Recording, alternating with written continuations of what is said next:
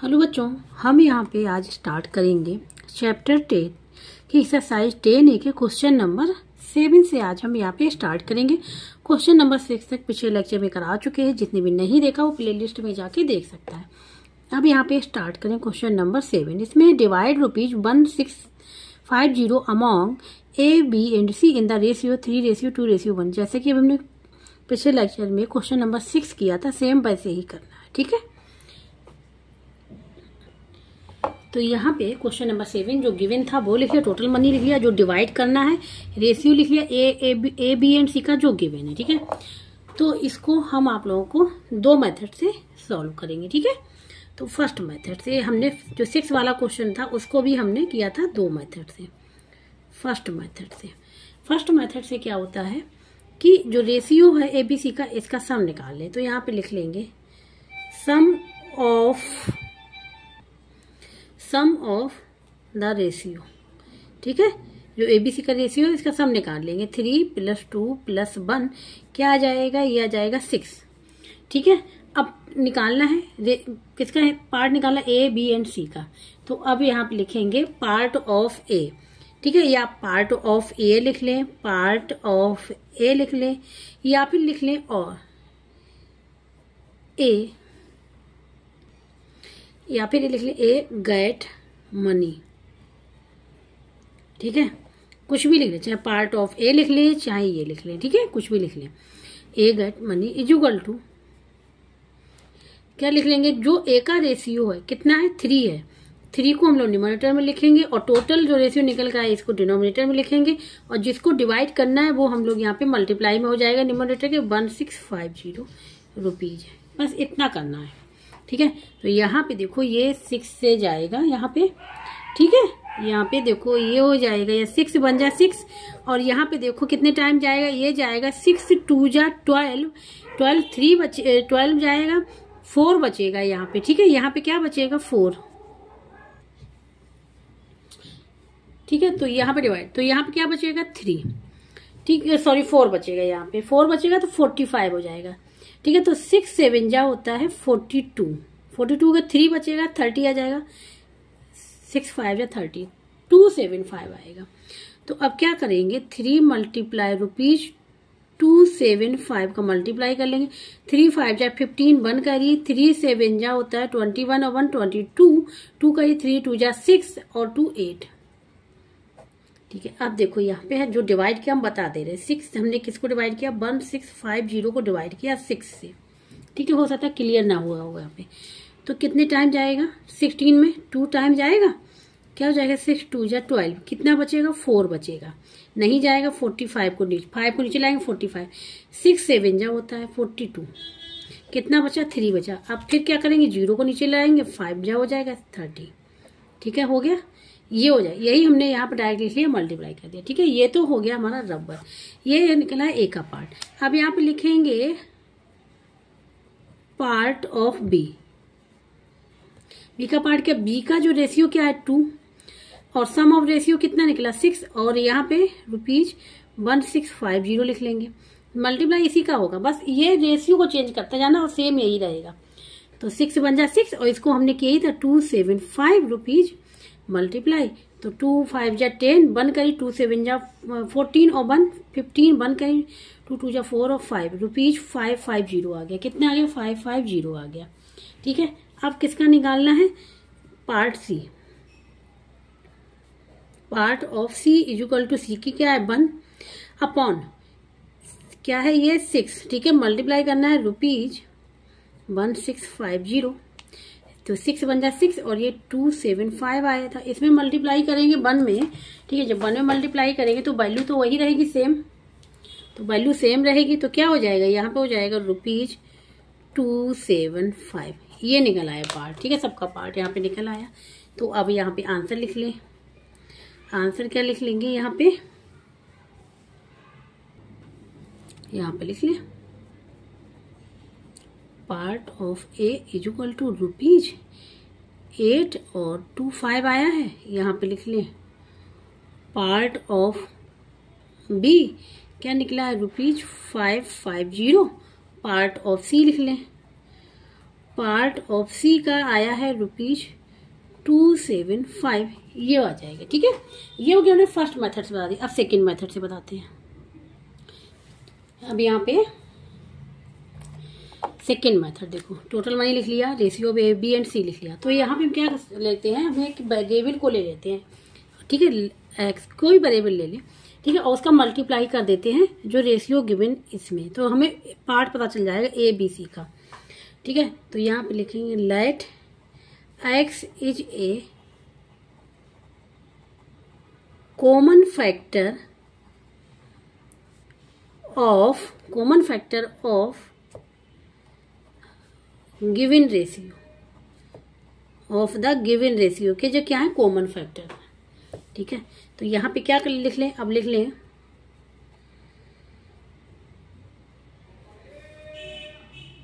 तो यहाँ पे हम लोग ये लिख सकते हैं पार्ट ऑफ ए का ए कितना है 2x है, पार्ट ऑफ बी का कितना है, इसमें मल्टीप्लाई करते आते हैं तो 3 का है, 3 है ये। ठीक है, ये है 2x, और पार्ट ऑफ सी कितना हो जाएगा, ये हो जाएगा 1 में करेंगे x का तो x रहेगा, ये लिख लिया। अब पार्ट, इन तीनों पार्ट जो पार्ट हैं इन तीनों का सम है, क्योंकि 1650 इसी में से तो डिवाइड करना है, तो यहाँ पे लिख लेंगे अकॉर्डिंग टू क्वेश्चन। ठीक है, क्या करेंगे, इन तीनों का sum 3x plus 2x plus x equal to हो जाएगा, जो टोटल सम गिवन है 1650, ये हो जाएगा यहाँ पे 6x इक्वल टू 1650। x की वैल्यू फाइंड आउट करनी, तो x जो भी मल्टीप्लाई में है वो इधर डिवाइड में हो जाएगा। 6 से डिवाइड करेंगे तो वही आएगा, 6 2 जा 12, 4 आएगा, 6 7 जा 6 5 जा, यही आएगा जो किया था। ठीक है, फर्स्ट वाले मेथड में। तो x की वैल्यू क्या निकल गई 275 निकल के आ गई। ठीक है, और ये रुपीज में चल रहा था। ठीक है, तो अब हम लोग क्या करेंगे, यहाँ पे क्या करेंगे, x की वैल्यू रखते जाएंगे, मतलब मल्टीप्लाई होता जाएगी वैल्यू। तो नाउ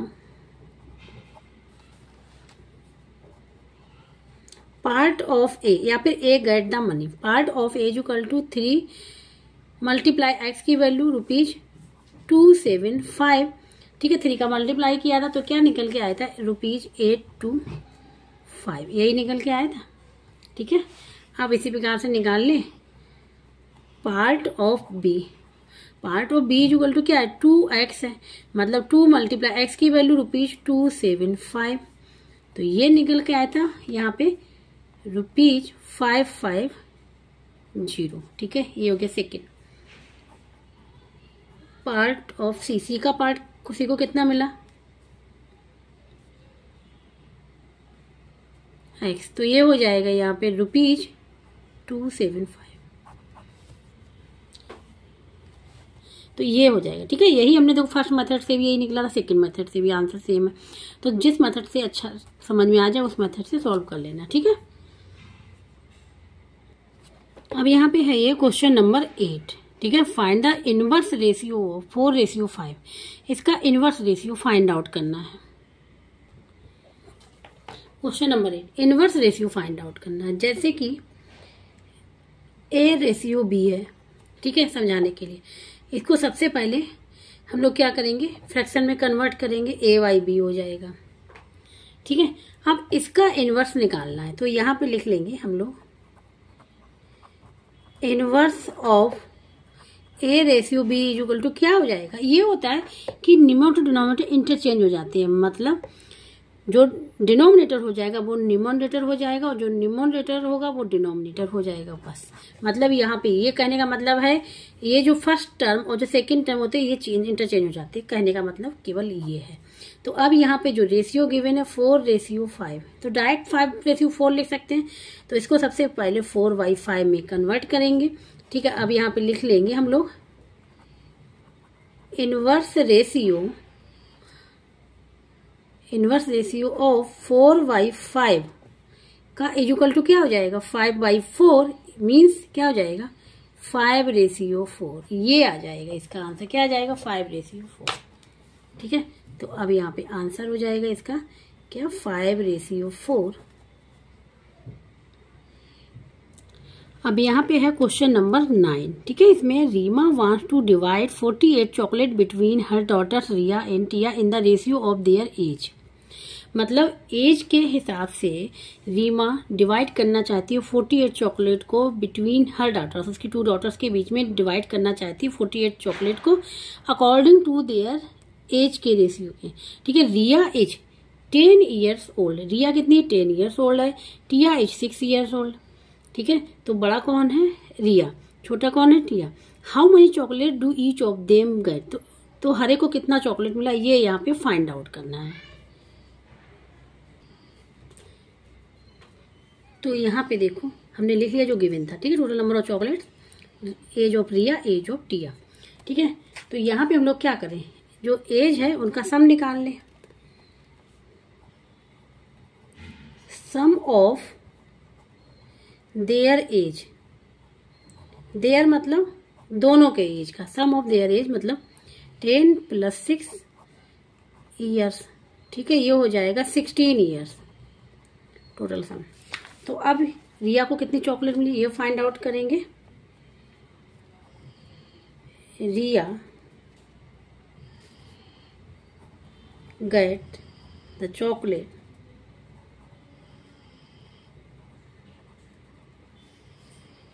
इक्वल टू क्या हो जाएगा, जो रिया की एज कितनी थी 10 और टोटल वाले से 16 और मल्टीप्लाई नंबर ऑफ चॉकलेट कितनी 48, बस इससे डिवाइड करना है, ठीक है। मल्टीप्लाई कर 16 बन जाए 16, 16 3 जा होता है 43, ठीक है। और यहाँ पे 10 × 3 हो जाएगा 30। तो रिया को कितनी चॉकलेट मिल गई 30। तो अब टोटल नंबर ऑफ चॉकलेट थी कितनी 48। तो डायरेक्ट हम लिख सकते हैं कि Tiya get the chocolate equal to 48 - 30, ठीक है। तो लेकिन हम इसको निकालेंगे ऐसे, ठीक है। देखो टिया गेट द चॉकलेट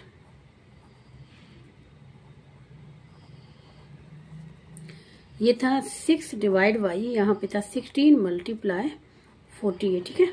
16 में 16 3 जा, इसे मल्टीप्लाई किया 18 आ गया, इसको मिली 18, ठीक है। तो अब पता चल गया, एक को मिली 30, एक को मिली 18, दोनों को अगर ऐड करें तो 48 ही आएगा, ठीक है। देखो या फिर हम ये हमने बता दिया, ये दोनों ही आंसर हो गए, ठीक है। यहाँ पे ये दोनों आंसर हो गए। अब देखो हमने बताया था रिया का तो हमने निकाल लिया था, टिया कैसे फाइंड आउट करेंगे, तो यहाँ पे लिख सकते थे, ये मतलब करने की जरूरत नहीं है, हम समझा रहे केवल।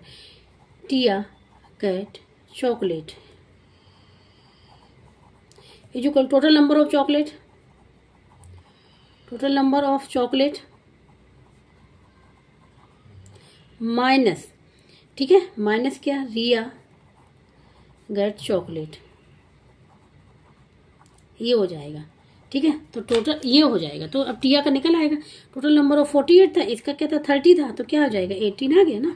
और हमने इसको इस प्रकार से निकाला, इस प्रकार से भी निकाल सकते थे, ठीक है। एक का फाइंड आउट हो जाए तो दूसरे का निकाल सकते माइनस करके, तो ये हो जाएगा आंसर। तो आंसर लिख लेंगे यहाँ पे 30 आ जाएगा और 18 आ जाएगा, ठीक है। ये तो यहाँ पे क्वेश्चन नंबर 9 भी कंप्लीट हो गया। अब क्वेश्चन नंबर 10, ठीक है। इसमें ratio of the breadth and length of a hall is 3:4।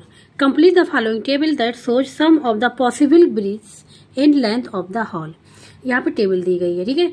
और यहाँ पे ब्रेथ एंड लेंथ का रेशियो दे दिया 3:4। अब यहाँ का है कंप्लीट करना है इस टेबल को। तो जो ये वाला जो होता है ये रो होता है, और ये जो होता है वर्टिकल ये होता है कॉलम, और हॉरिजॉन्टल में रो होता है। तो यहाँ फर्स्ट रो में क्या है ब्रेथ ऑफ द हॉल दे दी गई है, सेकेंड में लेंथ ऑफ द हॉल। तो यहाँ पे क्या है जो यहाँ पे जैसे फिल करना है, ठीक, कितनी आएगी। तो स्टार्ट करेंगे इसके फर्स्ट वाले, जैसे breadth of the hall 30 metre, length of the hall हमको पता नहीं है, ठीक है। तो इसको हम लोग कोई वेरिएबल मान लेंगे। तो यहाँ पे क्वेश्चन नंबर 10, ठीक है, जो गिवन था वो हमने यहाँ पे लिख लिया हुआ है, ठीक है। तो यहाँ टेबल भी बना लिए, तो यहाँ पे रेशियो भी है। अब यहाँ पे लिखेंगे लेंथ हमको फाइंड आउट करनी है, ठीक है। लिख लेंगे लेंथ ऑफ द हॉल, ठीक है। हमने क्या ले ली x ले ली, मतलब सपोज हमने कर लिया कि ये x है लेंथ, ठीक है। तो देखो एक तो रेशियो गिवन है, दूसरा इससे, तो क्या करेंगे यहाँ पे हम लोग इसको ऐसे लिख सकते हैं 3:4 इक्वल टू 30:x, ये होता है, ठीक है। ये हो जाएगा एक रेशियो गिवन है, एक रेशियो में से निकाला 30 डिवाइड बाई 30 रेशियो x, मतलब ये डिवाइड का ही होता है। इसको हम लोग क्या लिख सकते हैं रेशियो को, 3/4 is equal to 30/x। Cross multiplication कर लें, क्रॉस मल्टी में बता चुके हैं पहले भी, जैसे a/v है और यहाँ पे c/d लिखा है, तो इसका मल्टीप्लाई इसमें, इसका मल्टीप्लाई इसमें, मतलब a × d is equal to b × c। ये हो जाएगा क्रॉस मल्टीप्लिकेशन, ठीक है। तो यहाँ पे हो जाएगा 3 × x इज इक्वल टू 30 × 4। तो x की वैल्यू फाइंड आउट करें, तो x में जो भी वेरिएबल है इधर क्या डिवाइड में हो जाएगा, तो x इज इक्वल टू हो जाएगा 30 × 4 डिवाइड बाई 3, 3 बन जा और 3 10 जा, 4 × 10 इज इक्वल टू क्या आ जाएगा 40 आ जाएगा। तो यहाँ पे जो x की वैल्यू निकल के आई 40 निकल के आई, ठीक है। ये हो जाएगा आना। तो हम लोग जो यहाँ पे फिल करेंगे, यहाँ पे जो फिल करेंगे वो हम लोग क्या करेंगे 40, ठीक है। अब इसके लिए भी ले लें, ठीक है। ये तो हमने ले लिया फर्स्ट वाले के लिए। ये अब आते हैं सेकंड वाले कॉलम, ठीक है। यहाँ पे लिख लें कॉलम फर्स्ट। ये होता है, देखो ये कॉलम 1, ये कॉलम 2 C2 और ये कॉलम 3। ये समझाने के लिए लिखना नहीं, ठीक है। ये होती है R1 मतलब रो 1 और ये R2 रो फर्स्ट, ठीक है। ये समझाने के लिए केवल। तो अब यहाँ पे देखो फिर वेरिएबल, अब सेकंड वाले कॉलम के लिए बात करेंगे, ठीक है। तो यहाँ पे अब क्या, यहाँ पे हमको ब्रेथ नहीं गिवन है, यहाँ पे ब्रेथ नहीं गिवन है, ठीक है। तो ब्रेथ ले लेंगे कि x, ठीक है। तो यहाँ पे ले लेंगे let breadth of the hall equal to, हमने ले लिया कि x है, ठीक है। x ले लिया, तो अब क्या लिखेंगे, सेम वैसे ही रेशियो तो दोनों सेम ही है, 3/4 इक्वल टू, अब ये ब्रेथ है तो ये x पहले ही आएगा, ठीक है। और रेशियो कितना है 60 नीचे। ये नहीं कि हम 60 पहले लिख लें जो गिवन वैल्यू x नीचे लिख लें, नहीं, जो ब्रेथ है तो ये पहले लिखेंगे और लेंथ बाद में लिखेंगे, क्योंकि यहाँ पे जो रेशियो गिवन है, ध्यान से देखो, रेशियो ब्रेथ एंड लेंथ में गिवन है, ठीक है। अब हम लोग यहाँ पे क्या करेंगे, फ्रैक्शन में बना लेंगे 3/4 is equal to x/60। Cross multiplication कर लेंगे, x का मल्टीप्लाई हो जाएगा 4 इज इक्वल टू 3 × 60। अब x की वैल्यू फाइंड आउट, x में जो भी मल्टीप्लाई है इधर हो जाएगा डिवाइड में 4, ठीक है। ये हो जाएगा 4 बन जा 4 और यहाँ हो जाएगा 4 बन जा 4, 2 बचेगा 20 हो जाएगा, 4 5 जा 20, 3 × 15 45, क्या आ जाएगा, ये आ जाएगा x इज इक्वल टू 45, ये आ जाएगा, ठीक है। अगर ध्यान से देखो रेशियो अगर 3/4 आना चाहिए, तो ब्रेथ क्या है 45 आ गई और नीचे डिवाइड में क्या है 60 हो गया। अब 15 से 15 3 जा 15 4 जा, तो 3/4 ही तो आ रहा है, 3/4 ही यहाँ पे गिवन है, ठीक है। ये हो गया यहाँ पे कॉलम 2 मतलब सेकेंड वाला। अब यहाँ पे देखो थर्ड वाले के लिए यहाँ पे हमको लेंथ फाइंड आउट करनी और 54 ब्रेथ गिवन है यहाँ पे कॉलम थर्ड हमने ये लिख लिया, ठीक है। अब यहाँ पे रेशियो गिवन है 3/4 इज इक्वल टू, पहले ब्रेथ है तो ब्रेथ पहले लिखेंगे 54 और फिर इसके बाद क्या है लेंथ है ये, तो यहाँ पे x लिख लेंगे, बस इसको फ्रैक्शन में कर लिख लेना है 3/4 इज इक्वल टू 54/x, ठीक है। तो अब यहाँ क्या करना, cross multiplication 3 × x is equal to क्या हो जाएगा 54 × 4। x की वैल्यू फाइंड आउट करनी है तो क्या करें, x जो भी मल्टीप्लाई है वो डिवाइड में हो जाएगा, x इज इक्वल टू 54 × 4/3, तो 3 बन जा 3 और देखो 3 बन जा 3, यहाँ 2 बचेगा 24 हो जाएगा, 3 8 जा 24, ये हो जाएगा, तो ये हो जाएगा 18 4 जा 72, क्या हो जाएगा 72 होता है। देखो 3 से यहाँ 54 को डिवाइड करेंगे तो देखो कितने बार जाएगा, 3 बन जा 3, क्या बचेगा 2, 4 आ जाएगा, कितने बार 3 8 जा 24, ठीक है। तो इसीलिए हमने यहाँ पर डायरेक्ट 18 लिख दिया, ठीक है। आप लोग ऐसे भी करके देख ले फिर लिख सकते हैं। तो ये हो जाएगा 72, x की वैल्यू क्या आ गई यहाँ पे 72 आ गई, ठीक है। तो तीनों के आंसर यहाँ पे निकल के आ गए। पहले वाले का आया था 40, पहले वाले का 40 आया था, हमने लिख लिया। सेकंड वाले का आया था 45 और थर्ड वाले का आया है 72, ठीक है। यही हो जाएगी टेबल कंप्लीट, ठीक है। इस प्रकार से कंप्लीट करेंगे। अब लास्ट क्वेश्चन है इस एक्सरसाइज का, क्वेश्चन नंबर 11। अब यहाँ पे बात करेंगे क्वेश्चन नंबर 11, ठीक है। इसमें देखो the age of a father and son are in the ratio 5/3। If the father age is 75 years old, find the age of the son. तो यहाँ पे रेशियो गिवन है फादर और सन की एज का। फादर की एज यहाँ गिवन है 75 years ओल्ड और जो एज फाइंड आउट करनी है वो सन की फाइंड आउट करनी है। यहाँ पे जो गिवन था वो तो हमने यहाँ पे लिख लिया, ठीक है। अब हमको यहाँ पे सन की एज फाइंड आउट करनी है तो हम यहाँ पे लिख देंगे let the age of the son equal to x मान लिया हमने, ठीक है। तो यहाँ पे रेशियो गिवन है 5:3 में है फादर और सन की एज। तो अब according to question ATQ, according to question 5:3 equal to, सबसे पहले क्या बोला गया फादर, तो मतलब फादर 5 के रेशियो में, सन 3 के रेशियो में। उसी प्रकार से हम लोग यहाँ भी लिखेंगे 5:3 इक्वल टू 75 और फिर रेशियो x, ठीक है, क्योंकि हमने सन की एज पता नहीं थी, क्या ले ली, x ली, तो x यहाँ लिख लेंगे।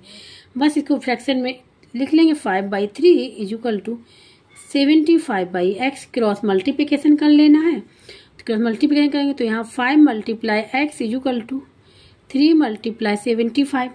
तो x इक्वल टू क्या आ जाएगा, x इक्वल टू आ जाएगा 3 × 75। x जो भी मल्टीप्लाई में था डिवाइड में आ जाएगी, तो यहाँ 5 है, 5 यहाँ पे आ जाएगा, 5 बन जा 5, यहाँ पे देखो 5 बन जा 5, 2 बचेगा 25, 5 5 जा 25।